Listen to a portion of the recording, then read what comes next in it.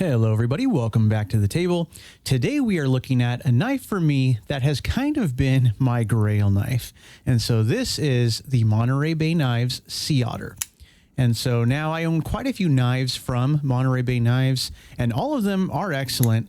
But once I knew they were producing knives in the US, I wanted to be on board so badly and get my hands on one.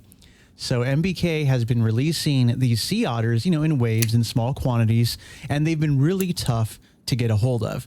So this knife here comes from the August 2022 batch. That was the most recent release. They did a batch of 20 on lottery. And now to get this one, there was a 15-minute window to sign up on their website for the drawing. And, boom, somehow I was lucky enough to win one of those purchase spots. So I do consider myself pretty lucky, and here it is. So what can I share with you about this knife? So, of course, we'll look at the specs first. So let me pull out the ruler and take a look. We can see that the Sea Otter here, the overall length of this knife does come in around 6.8 inches long. And looking at the blade length of the knife, we're a bit under 3 inches of sharpened edge here, which may be an aid, for legality purposes, maybe, depending on where you live, that could be an issue. So either way, on paper, it sounds like a small knife, but really holding it in my hand right now, it doesn't feel like a small knife. It feels like it, punches above its weight. The blade doesn't look like or feel like something that's really, too small to handle. And the weight of the Sea Otter here, it's advertised at 3.1 ounces. And it comes in pretty much right at that weight. So it's not a heavy weight, it's still hand filling. And despite the relatively smooth titanium handles we have, there are two features that really do add to the gripability of this knife. And the first one being that we can see there's some really well done jimping here on the spine of the blade. And it's not just for show. It's grippy. It can even let you front flip the blade if that's something that you prefer. But it's cut very deep and it's very rough and textured, which is exactly what you want when you want some good functional jimping on a knife. And the second area of the knife that gives you a really great grip is the cutout right here where your finger rests for the lock bar cutout. It really helps lock your grip in place. And again, it has kind of like a rougher texture to it, in my opinion.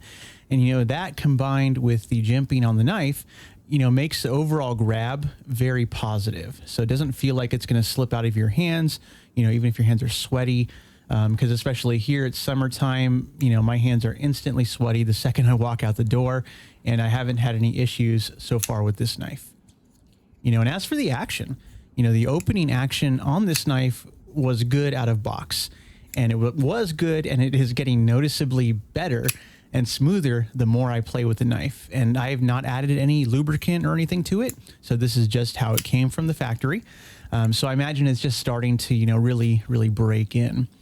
So relatively light thumb flick is all you really need to do to send the blade out, and it falls back into the handle pretty easily. It's not a drop shutty action, so to speak, but it does fall back into the handle without too much issue. And as you can see, both the blade and the handles here have a nice dark stonewash finish.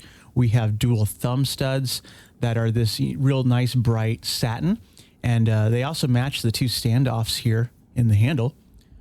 So I really like the contrast between the brightness of the thumb studs versus, the real dark stonewash on the rest of the knife. And the two thumb studs here, they are slightly proud of the handles and the overall profile. And the knife has a little bit more clearance to open on the right-hand side than the left, but that's pretty common with thumb stud knives, but still relatively ambidextrous in that way. And there are also really few markings here. Now, on the lock side of the blade, we do have a very small, subdued Monterey Bay Knives logo. And if we're looking for the blade steel type, we can see right here under the blade, we can see the steel designation. So this is a Magnacut blade. And as far as I know, the Sea Otter has been produced in both CPM 154 and Magnacut like we have here. Maybe in other steels, maybe I missed that. So if you know more about other steels that this knife has come out in, please drop a comment below. I want to say there maybe was a third steel, maybe like a 20 CV or something, but that could just be from my own false memory. So I honestly want to say there were more, but I could be wrong. And of course, I'm not a steel guy. So it's cool that this is Magnacut. but I'm never really going to use it probably to its full ability, because with the number of knives that I own, I almost never use an individual knife to the point that it really needs a thorough resharpening. You know, so Magnacut, honestly, it's kind of wasted on me, so you can hate me for that if you want, no problem. But what will I say? You know, the blade did come razor sharp out of the box. It's very, very sharp, shaving sharp, and the edge on it is impressive, so there's no issues with that. Brand new. And now, you know, I've watched some of the other current YouTube videos on the Sea Otter, and there were some issues with some of them that I noticed. So does my knife feature any of those same pitfalls? And so most importantly, I'm going to say right now, my knife here does not have any pivot lash or any detent play at all. You know, the knife itself, the blade is perfectly tight in the handle until you choose to open the blade and overcome the detent. So no issues with that, which I'm glad to see that that is not an issue, an ongoing thing. Maybe that was just a one-off issue on a video that I saw. But I will say, I have noticed that looking at the centering of the knife, of course, you can take a look at it there as well. It's not, you know, perfect centering. It is what it is. So we are slightly leaning off to the show side of the blade. We're not rubbing. So at this point, I'm going to leave it be, because from what I've seen, these knives do come Loctited, and I really don't see a reason to mess with that. So now, if over the course of time and use this Loctite, you know, loosens and we start getting blade play, you know, then sure, you know, I'll do a disassembly and see if we can kind of remedy the centering issue. But, you know, that's kind of jumping the gun at this point on a knife that is otherwise perfectly functioning, and there's really no issues with it. But as we're in this area of the knife, you can see the Sea Otter, it runs on washers. So looking inside the handles, the washers, we can check that out. But while we're here, we can also see how crisp and clean the lock face is on the blade. So taking a look at that, I just like how clean that is, you know, little details like that. Things like that really come together on these small run knives. So that to me is impressive. I love little details like that. And we can take a look at the lockup as well. So of course, as expected, lockup is solid. There is no steel lock bar insert. But, you know, as long as we aren't batoning, you know, with this sub 3-inch knife, I don't really see that being an issue for me. And I'm betting that the pocket clip here is also serving as our, you know, our lock bar over travel stop as well. Again, not something I've ever really needed on a frame lock, but I think it can serve that purpose. But the pocket clip, take a look at it. It's a pretty simple, you know, it's a titanium spring clip. You know, it's not deep carry. It's not, you know, trying to be fancier than what it is. But speaking of fancy, okay, so Monterey Bay Knives in the past, they have released a really fairly high-end timascus pocket clip, and it fits a lot of the patterns of their knives. So I want to see if it right here is compatible with the Sea Otter. So currently I have it affixed to my Monterey Bay Knives slayback, which is right here, as you can see, and it looks really nice. And to me, it also looks like this whole pattern is going to match up with what the Sea Otter here has to offer. You know, and I own at this point enough knives from Monterey Bay Knives that buying this pocket clip honestly is kind of a no-brainer, because I can just switch it back and forth between models, and it's compatible with so many of their models. Probably not all of them, but the ones that use this two-hole pattern, I think. So real quick, let's pull these clips off and see what we can do.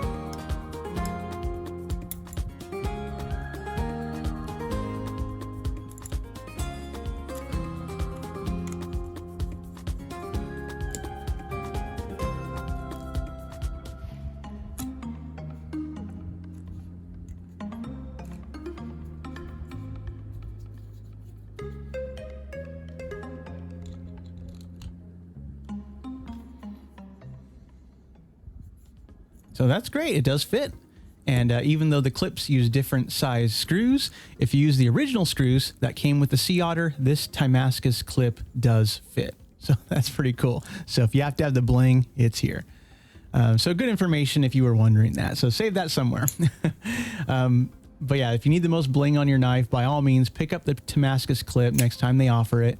I will share though that the timascus clip, it looks really nice, but it does carry a bit higher than the original included pocket clip.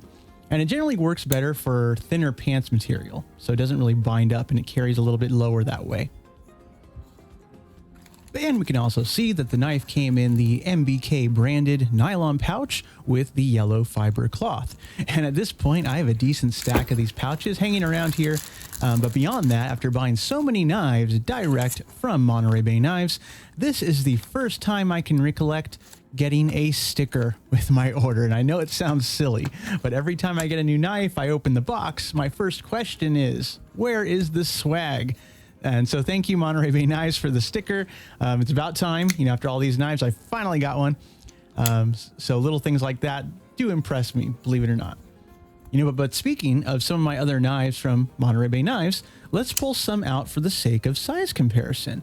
So already on the table, we had the slayback here, which is actually very similar in both length and in weight to the Sea Otter.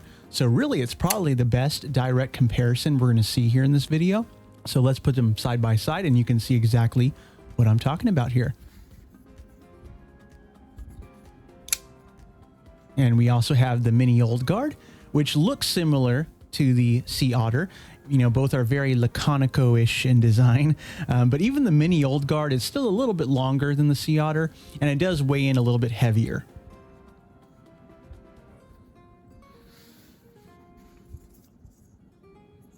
But also pretty similar in size to the Sea Otter here is going to be the EWC. So this is the non-locking double detent knife they released. It's the everywhere carry, you know, so fun fidget knife for sure.